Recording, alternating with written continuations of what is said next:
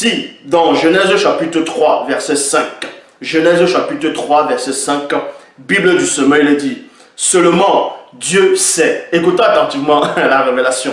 Donc, avant la tentation, avant l'épreuve de l'homme et de la femme, on vous dit déjà dans Genèse 3 que le serpent a parlé à la femme. Et ce serpent-là, c'était un dragon serpent. On voit cela dans Apocalypse chapitre 12 au verset 9. Il fit précipiter le grand dragon, le serpent ancien qui est le diable et Satan. Donc, Satan là, c'était en gros, on sait que ce serpent-là représentait Satan. Pourquoi? Parce que Satan avait utilisé ce serpent-là. Ça, j'avais déjà démontré ça dans une précédente vidéo. Mais Satan était derrière ce serpent-là. Écoutez la révélation que Satan va donner pour vous montrer que ce Satan dans la Bible actuelle classique, Satan, dont d'autres disaient Lucifer, le chérubin jadis, il connaît très bien l'Éternel. Ils se connaissent très bien. Je dis bien, ils se connaissent très bien. Je dis bien l'Éternel. Satan ne connaît pas Loba. Satan ne le connaît pas. Donc, il ne connaît pas Loba, mais il sait que Loba est. Mais Satan connaît bien l'Éternel, il connaît bien Jéhovah, il connaît bien Yahvé, il connaît bien Adonai, ainsi de suite. Il le connaît très bien, il sait ce qu'il pense, il sait ce qui l'énerve, il sait ce qui ne l'énerve pas. Ils se connaissent très bien, puisque c'est toujours une de ses manifestations. Donc, dans Genèse, écoutez attentivement la révélation. Dans Genèse chapitre 3, verset 5, Bible du semeur. Donc, quand pendant la conversation, Satan, le Mundima Bobé, le mauvais esprit, il donne une révélation à la femme. Il va révéler qu'il connaît très bien Jéhovah. Il connaît très bien l'Éternel, Adonai Elohim. Genèse chapitre 3, verset 5, Bible du semeur. Seulement Dieu sait. Dieu sait bien. Seulement Dieu sait bien que le jour où vous en mangerez, virgule, vos yeux s'ouvriront et vous serez comme Dieu. Dans d'autres versions, disent vous serez comme des dieux. Mais ici, vous serez comme Dieu, choisissant vous-même le bien et le mal. Point. Bon. Satan dit ici que Dieu, en tout cas Dieu qui est une créature, c'est-à-dire votre faux Dieu qui est une créature, parce que Dieu, ça veut dire l'être suprême. Suprême à qui? À vous. Donc, Dieu, ça veut dire l'être suprême. Quand on dit l'être, ça veut dire que tu es une créature. L'être, or, l'oba est hors de la notion de l'être et du mouvement. Donc, Satan dit ici que Dieu sait, seulement Dieu sait bien que le jour où vous en mangerez, vos yeux s'ouvriront. Satan, il sait ça comment? Donc, il sait ce que Dieu pense. Il sait ce que Dieu pense. Il sait ça comment? Est-ce que c'est Dieu qui lui a dit ça? Est-ce que c'est cet éternel, il y avait Adonai Elohim qui lui a dit ça? Parce qu'ils se connaissent, parce que c'est toujours lui. C'est l'une de ses manifestations. On va vous révéler cela. Ça, c'est pas un blasphème, parce que ce Dieu-là, cet éternel, cet Yahvé, cet Adonai Elohim, ce n'est pas Loba. Ce n'est pas le créateur, le seul créateur unique, vrai et véritable, c'est Loba. Donc, seulement Dieu sait bien que le jour où vous en mangerez, comment il sait ça? Qui lui a révélé cela? Comment il sait que Dieu sait bien que le jour où vous en mangerez, vos yeux s'ouvriront? Puisque là, il ne mentait pas. Satan ne mentait pas ici. Puisqu'il savait que le jour où ils vont manger, les yeux vont s'ouvrir et que Dieu, ce Dieu-là, cet éternel, cet Yahvé, cet Adonai Elohim, ça va le déranger. Satan a bien su ça. Puisqu'on vous dit quoi ici là? Dans la Cosmogonie, chapitre 3, verset 5, traduction Femme Olivette. Car, virgule, sachant bien, lui, les dieux, que dans le jour où vous alimenterez de cette substance, virgule, vos yeux seront ouverts à la lumière, virgule. Il, c'est qui? Il ici c'est Dieu, il ici c'est Yahvé, il ici c'est Elohim, il ici c'est l'Éternel, il ici c'est Jéhovah. Il redoute que vous ne deveniez tel que lui, Il redoute donc Satan dans la révélation ici, il dit que Yahvé, Adonai, Elohim, l'Éternel, votre faux Dieu, qui a toujours une de ses manifestations, redoute que l'homme puisse être comme lui. Il redoute. Donc Satan savait que Dieu, là, que cet éternel, cet Yahvé là, c'est Jéhovah, ce Jéhovah pouvait redouter. Il savait qu'il avait la terreur. Il savait qu'il pouvait ressentir, qu'il avait des sentiments. Que votre faux Dieu a des sentiments. Parce que c'est une créature. Donc, il redoutait cela. Satan a su ça comment? Qui lui a mis dans la confidence?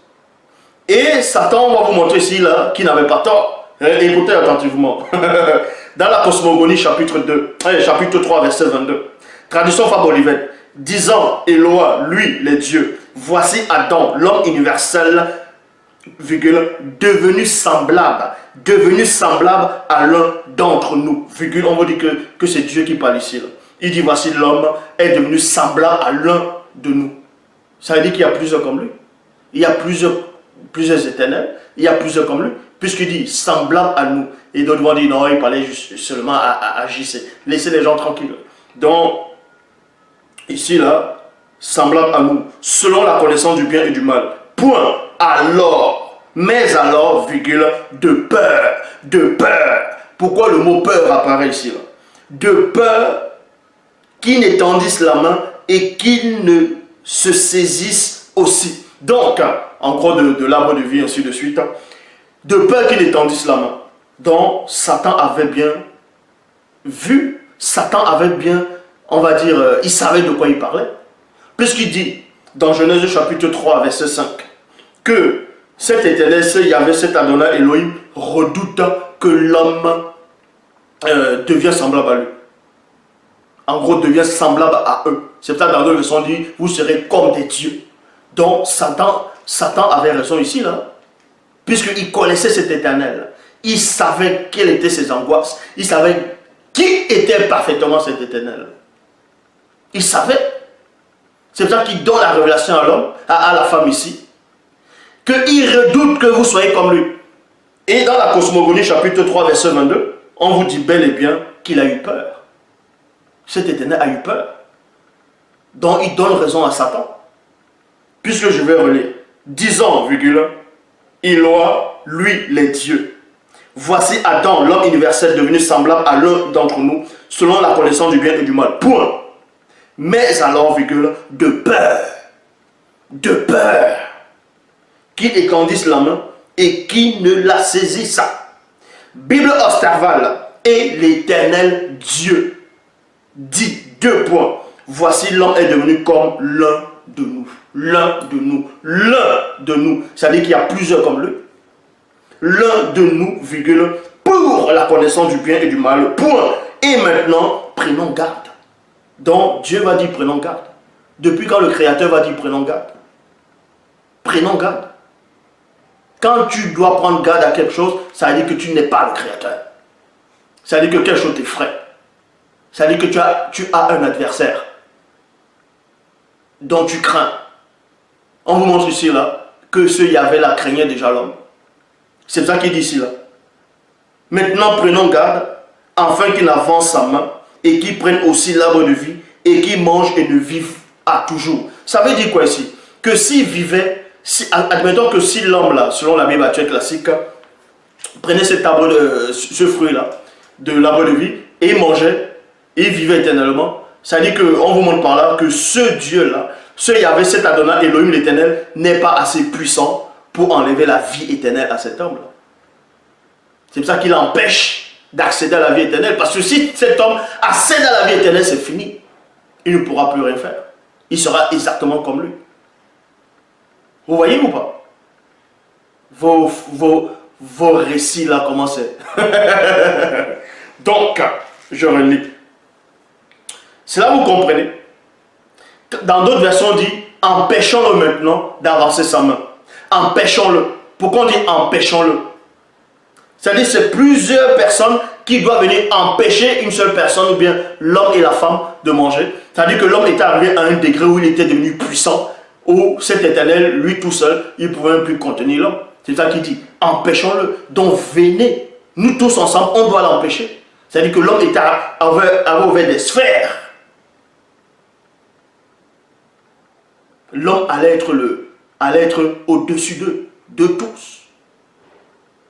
Donc, dans Osée, donc voilà ce que Satan a démontré. Premier point. Je sais que cette vidéo-ci va déranger les gens. Mais sachez que Loba n'a rien à voir avec l'Éternel, il y avait Adonai, Elohim, l'Éternel, ainsi de suite. De votre Seigneur. Loba est hors du temps et de l'espace. Il vit inexplicablement hors de toute réalité. En dehors de tout. Car rien ne le contient. Il n'a pas besoin de descendre sur terre. Parce que pour descendre, il faut qu'il soit en haut. Donc il est hors. Il est ni en haut, ni en bas, ni au milieu. Il est hors de toute chose.